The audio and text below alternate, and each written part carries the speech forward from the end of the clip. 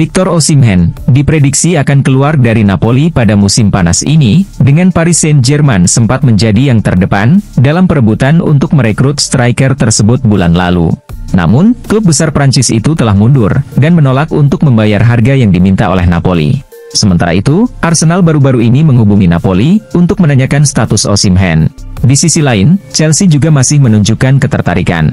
Dengan potensi transfer Romelu Lukaku ke Napoli, menjadi faktor yang bisa mempengaruhi setiap transaksi.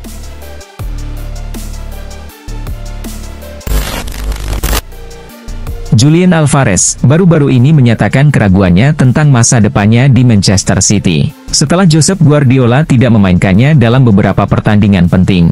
Musim lalu, saya adalah salah satu pemain dengan waktu bermain terbanyak di tim, kata Alvarez. Tapi memang benar, pada akhirnya, dalam pertandingan-pertandingan penting, Anda tidak suka duduk di bangku cadangan, pungkasnya. Dengan ketidakpastian situasinya di Man City, beberapa rival seperti Arsenal, Chelsea, dan Atletico Madrid, dikabarkan tertarik untuk merekrut Alvarez.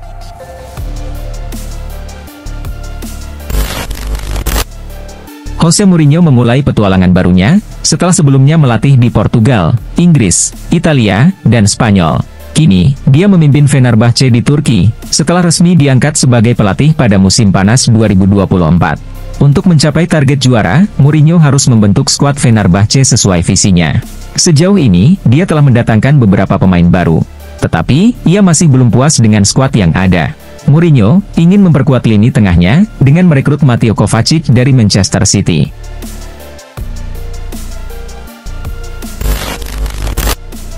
Ricardo Calafiori mengungkapkan bahwa ia sudah yakin untuk bergabung dengan Arsenal, bahkan sebelum berbicara dengan Mikel Arteta dan Edu.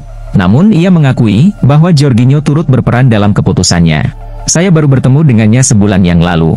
Tetapi saya bisa melihat bahwa dia adalah pemain yang sangat baik. Saya sudah yakin, tetapi dia mendorong saya, kata Calafiori. Dia berkata, ayo, kamu akan menikmati berada di sini. Tim ini luar biasa, dan stafnya sangat baik.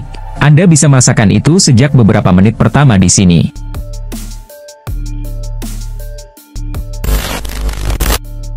Lionel Messi berpeluang kembali ke Camp Nou. Sebab, Inter Miami membuka kemungkinan untuk bertanding melawan Barcelona dalam laga persahabatan untuk peresmian kembali Camp Nou. Renovasi stadion tersebut diperkirakan selesai akhir tahun ini. Beberapa pihak berharap, laga ini akan mempertemukan Barcelona dengan Inter Miami, karena Inter Miami memiliki beberapa pemain yang pernah bermain lama untuk Barcelona. Sebut saja Sergio Busquets, Jordi Alba, Luis Suarez, dan tentu Lionel Messi. Mereka tentu dinantikan untuk kembali bermain di Camp Nou.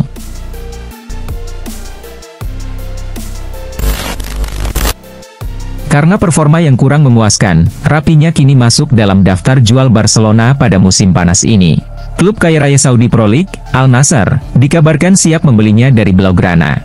Menurut laporan Sport, Al Nassr telah menyiapkan dana hingga 100 juta euro untuk merekrut Rafinha. Dengan menerima dana tersebut, Barcelona bersedia melepas Rafinha ke klub Arab Saudi tersebut.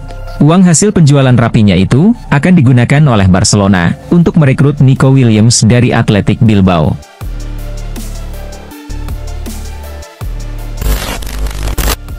Saga Mbappe dengan Madrid akhirnya berakhir pada musim panas ini.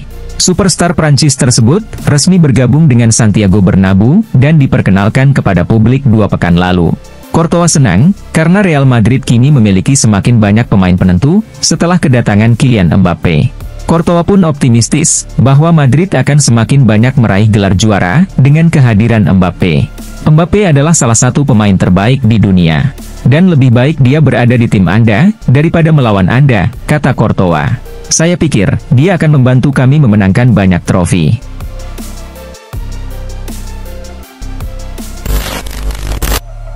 Manchester United merekrut Christian Eriksen dari Brentford secara gratis, pada musim panas 2022 lalu, setelah kontraknya habis. Eriksen, sebenarnya masih memiliki kontrak 1 tahun lagi, hingga musim panas 2025. Namun, menurut laporan Mirror, Eriksen tampaknya tidak masuk dalam rencana manajer Erik ten Hag untuk musim depan. Pemain Denmark berusia 32 tahun itu akan dijual dengan harga murah. Manchester United memasang harga mulai dari 4 juta pounds atau sekitar 83,6 miliar rupiah.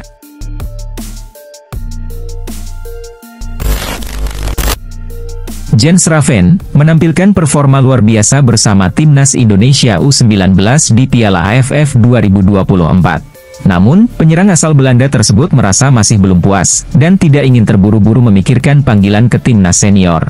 Seperti yang saya katakan sebelumnya, saya ingin melangkah satu persatu.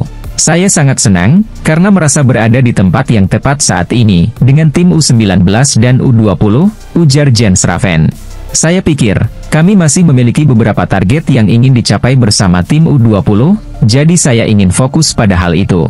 Tetapi, jika saya mendapat kesempatan untuk bermain di tim senior, itu akan menjadi kehormatan yang luar biasa, tambahnya. Arne Slot ingin menambah kualitas di posisi penyerang tengah, mengingat hanya Darwin Núñez yang menjadi penyerang tengah alami di tim. Oleh karena itu, Liverpool dipastikan akan mencoba merekrut pemain baru. Menurut laporan dari Liverpool Echo, Slot tertarik pada penyerang Hoffenheim, Maximilian Bayer, yang tampil impresif musim lalu. Meskipun belum ada negosiasi resmi, The Reds memiliki peluang untuk merekrut Bayer ke Anfield. Karena, Hoffenheim bersedia mendengarkan tawaran dari klub yang siap membayar 40 juta euro untuk transfernya.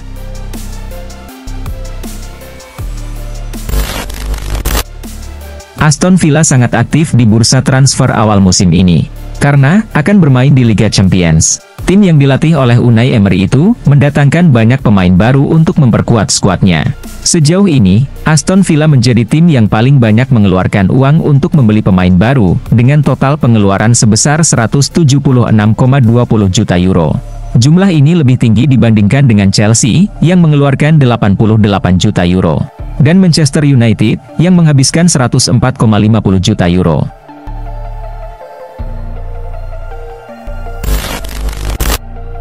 Jaquin Correa, baru saja kembali dari masa peminjamannya bersama Marseille pada awal Juli ini. Kontraknya di Inter, hanya tersisa 1 tahun lagi, dan klub berusaha menjual Correa sebelum kontraknya habis. Sayangnya, hingga menjelang Agustus, belum ada klub yang secara resmi menunjukkan minat pada Correa. Beberapa tim seperti Lazio, Fenerbahce, Galatasaray, disebut tertarik untuk merekrut Correa dari San Siro. Namun, minat klub-klub tersebut hanya sebatas rumor. Menurut laporan dari Sport, minimnya minat dari klub lain, membuat Inter mempertimbangkan langkah apapun untuk melepaskan sang striker, termasuk memutus kontraknya.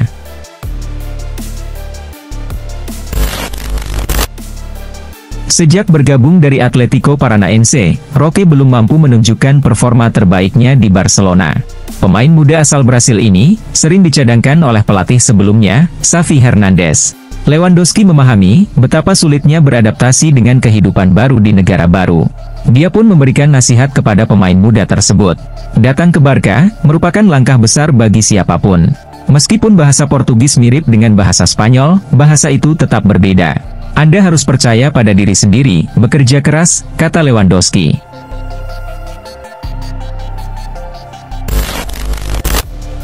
Beberapa pekan terakhir, De Bruyne ramai dikabarkan akan pindah dari Manchester City, dengan minat dari beberapa klub top Saudi Pro League, termasuk Al-Ittihad.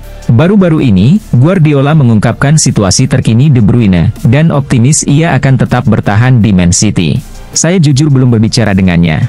Namun pihak klub mengatakan, bahwa kami belum mendapatkan tawaran apapun untuknya, ujar Guardiola. Semua tergantung pada Kevin. Namun dari apa yang pihak klub sampaikan kepada saya, kami yakin ia akan bertahan.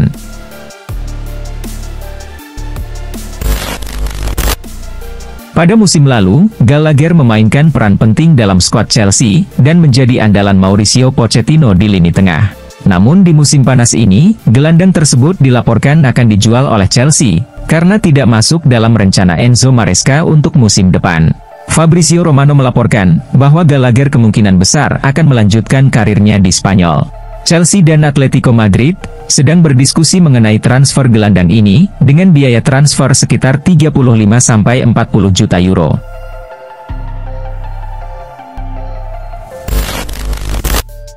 Di musim panas ini, MU memang mencari gelandang bertahan baru.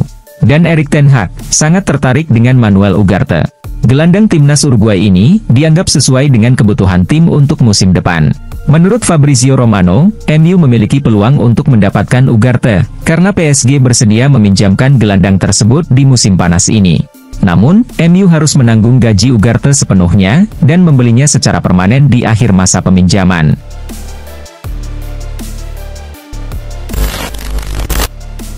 Setelah mengalami penundaan beberapa hari, Como akhirnya mengumumkan secara resmi penandatanganan kontrak dengan Emil Audero, kiper asal Mataram.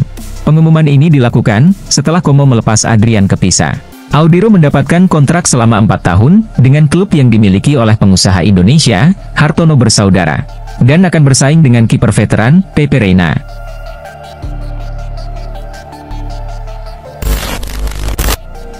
Argentina meraih kemenangan 2-0 atas Ukraina dalam pertandingan sepak bola Olimpiade Paris 2024. Namun, mereka harus puas dengan posisi runner-up grup, karena pada saat yang sama, Maroko menang 3-0 atas Irak. Argentina mengalami kesulitan menembus pertahanan Ukraina di babak pertama, sehingga skor tetap 0-0 hingga jeda. Di awal babak kedua, Argentina segera mencetak 2 gol, melalui Thiago Almada dan Claudio Echeverri.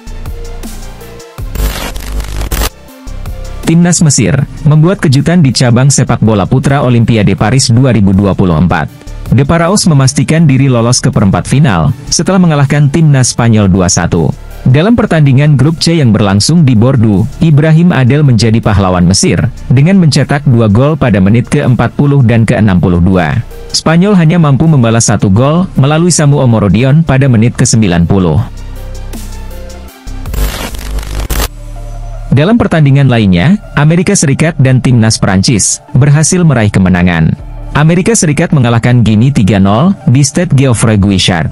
Sementara tuan rumah, Prancis, menundukkan Selandia Baru dengan skor yang sama di Orange Velodrome. Hasil ini membawa Prancis dan Amerika Serikat melaju ke perempat final.